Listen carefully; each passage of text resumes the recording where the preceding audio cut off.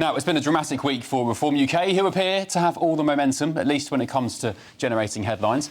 Nigel Farage spoke at Chelmsford Racecourse earlier this afternoon and revealed a new membership milestone. The ticker! And the ticker says 170,000!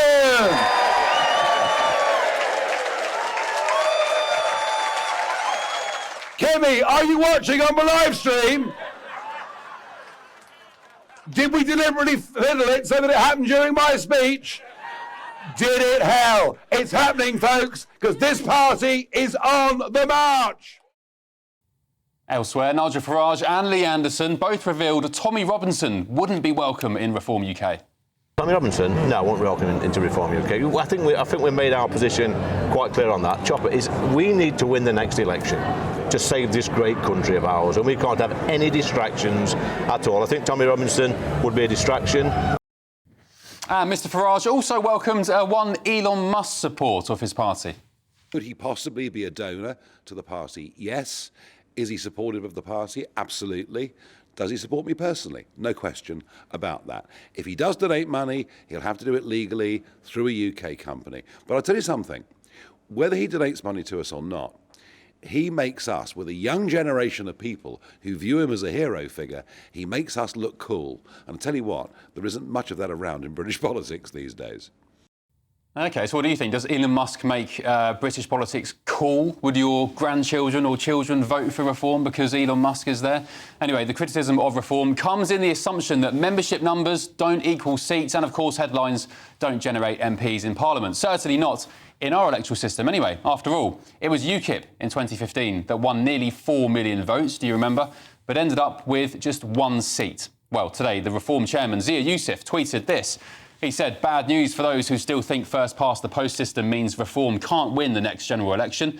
We're now at the point where if we win just 3 points of support from each of Labour and the Tories, Reform will form the next government. Youssef was quoting a piece in the Daily Telegraph which claims Reform are just 6 points off becoming the biggest party in the UK. That's according to election predictors' electoral calculus. The article in the Telegraph read, if the party reached 28% of the popular votes at an election, it would likely become the largest force in the House of Commons, though short of an overall majority. On current polling trends, Reform would reach this threshold within 6 months if it continues to pick up support at the current rate. So, panel, welcome back. I'm joined by senior reporter at Guido Fawkes, Ellie Wheatley, trade unionist Andy Twelves, and journalist and writer Peter Lloyd. Ellie, let's start with you. Can Reform form the next government, or is it just a right-wing fantasy? Well, the thing is, Reform is definitely winning at the moment, right? Because Labour are flailing and failing on all sorts of issues. Immigration, NHS, obviously grooming gangs, etc. But the Tories also didn't do that well. So it's very easy. You know, Reform at the moment sort of have a clean slate. So when Kemi came out and said there must be a national inquiry into the grooming scandal, grooming gang scandal, Nigel just as easily tweeted, you had 14 years to do it, mate. So at the moment, they do sort of seem to have that momentum. I think the concern for Reform, though, is are they going to run out of steam by the time it gets to the next general election? Because at the moment, as you say, they're dominating headlines. But as we know, people's attention span is quite short. So by the time it gets to 2028, 2029, would they sort of run out of steam and momentum? Because every week at the moment, we've got another former Tory MP that's defected, another milestone, 170,000 members, etc. And, I mean, I think the real story will come when it's current Tory MPs defecting and, who knows, we'll have to see. Well, I heard a rumour that I said yesterday that Liz Truss may be defecting. I don't know how true that is. But again, another former Tory MP. And also... I don't think that would help them if she defected. I don't think that would be too sparkling of an endorsement. Yeah. Is it? Well, actually, I'm a big fan of Liz Truss. I think she was stitched up, but that's another conversation. Andy, let me ask you, does this depend on how Labour perform over the next 4 years? Because if they do, I mean, pigs can fly. If they do get their finger out and they start doing as they've promised, stopping the boats, the economy turns a corner, maybe some of that support for Reform will start to, dilute. Yeah, I think it definitely is down to Labour because if you look across the Red Wall and up in the northeast, a lot of people who would vote Labour would also vote Reform, that kind of working class post-industrial town vote. I think now Morgan McSweeney is in as Chief of Staff. He's the consolidated power force in Number 10 from the political side and the operational side. I think he gets English identity. I think he understands the genuine outrage at things like the Rochdale grooming gangs. Oh, Andy, sorry, can I just pick you up there? Please, yes. If I had said English identity, you'd call me a racist or say I was a dog whistle. No. You would? No. You would? You know you would? No, I think if I had said that in the last hour...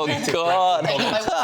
I think when you say silly things like native Brit and non-native Brit, that's where I'd call you out. But there is such a thing as English identity, which the Labour Party has lost. OK, so what is English identity? I think English identity is a kind of deep-rooted industrial history, our communities-based... So asylum seekers don't have that? Well, I mean, anyone not from England doesn't have English identity. What, non-native Brits? So you agree native Brits exist? So what's a non-native Brit, Ben? So you just said it. Ben, what is a non-native Brit? Non-native Brits exist. What is a non-native Brit? What is a non-native Brit? Define what a non-native... A small boat migrant from Albania. So are they British? Are they British? No, they're Albanian.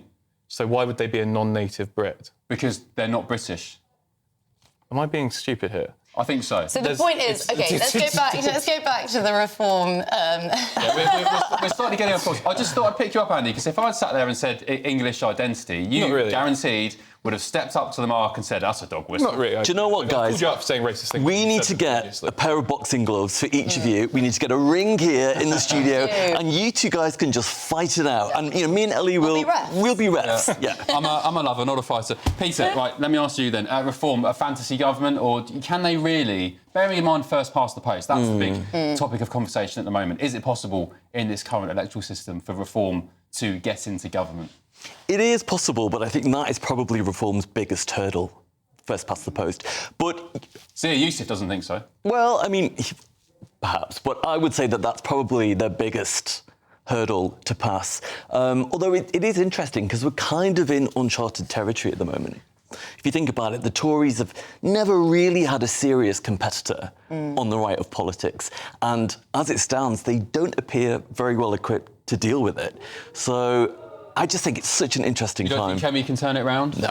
No? I like Kemi. Look, she's got a lot of great qualities, but I just... A lot of principles. Yes, and she's, Not scared of Doctor Who. She's not scared. No. And she likes to fight, which is, it's good entertainment. But I just don't think she can... Farage is a phenomenon, right?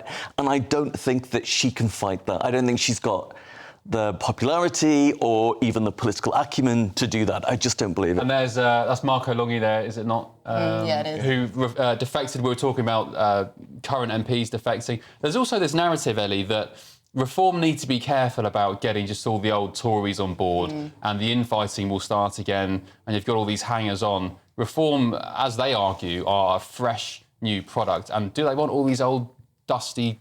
I'm not saying Marco Longi is a dusty Tory, but I'm just saying generally, do they want all these old Tories coming over? Well, to be fair, Marco Longi and obviously Andrea Jenkins, they had always been sort of more on the right of the Tory party. Not a wet. They weren't wets, exactly. So they actually were, and always have been, sort of more in alignment with Reform. And that's where the difficulty came with the Tory party, was it's such a broad church, which they always were, almost touting it as a good thing. But they had the wets and those like Marco. That's why there was so much infighting. So I don't think Reform would take on some former Tory MPs that were famously sort of wet or one nation, etc. Well, Generic was a wet once. Oh, yes, you can change. And he's on the right now, so I change. suppose it's... And, Lee Anderson, obviously a Labour councillor once. I mean, he's had quite the journey. I think Lee's fairly different. He's obviously a red waller, and he is what the Labour Party used to appeal to, the working people. I'd say they appeal now, considering the recent election. This Champagne socialist. Mega poll that Stonehaven, not Stonewall, did shows that Reform is supposedly on track to get 120 MPs and the Tories 157. So they're still sort of at the bottom. But again, they were all in the red wall seats, and immigration was by far the dominating issue, which made those Labour voters... I think of the 92 red wall seats Labour won, Reform came second in 89 of them. So it is up for grabs massively. Peter, do you agree with me that I don't think it depends so much on how Reform do and how Reform play their cards. It's more how Labour play their cards and the Tories. So we were talking about this, weren't we, in the green room, and we were saying, really, Reform don't need to do that much. They can just sit back and let Labour screw everything up, and they can let the Tories descend into infighting, and naturally, they will just attract all the frustrated people in the country. And, that's a gift for them. That's so easy for them. And also, we're sort of talking about, can you see change at all, whether it's good or bad, in 4 years? No. So by the time it gets to 2028, 2029, if, let's say, hopefully, of course, Labour do enforce some policies which, people start to feel their lives getting better, small boat crossings are down, etc. Would we be able to actually see that in effect by the time people are voting? Well, there's this argument, Andy, maybe tell me your thoughts on this, but there's this argument Labour have two eyes, but I'd say one eye, but I think two eyes is the argument on winning the next election. They're pushing the social care reforms back to 2028. You've got the defence review, for example, a review on this, a review on that. They're not really, as far as it appears, doing much now. They're just prepping themselves for the years ahead. Well, I think that is a fair point. All governments want to remain in government, so obviously they think about 4 or 5 years down the line. But I think also they are giving this kind of stuff the time it requires. I mean, if you're overhauling social care, you're not just going to do that like that, are you? You've got to give it a couple of years to really implement the transition. But I also think there are things they're doing now, like the deregulations that they've just announced on Apple AirPods in the NHS. That is happening next. What next is month. that? I hadn't heard of that. What is it? It's approving Apple AirPods to be used for hearing loss tests because they have the technology to do that. The previous government wouldn't allow them to because they didn't want Apple creeping into the NHS. This government have gone, that's fair enough. To be honest, I'm not surprised I hadn't heard of that because, I mean how much... Well, you wouldn't hear of it because they weren't allowing AirPods in the NHS. That was the issue. Of course, other earphones are available. Because the thing about Labour is they promise so much and U-turn on all of it. I remember I think it was in September that Starmer did this massive speech. NHS, it's reform or die. Not a single penny more to the NHS until we reform it. And and I was really pleased with that. Then we got to the budget. What happens?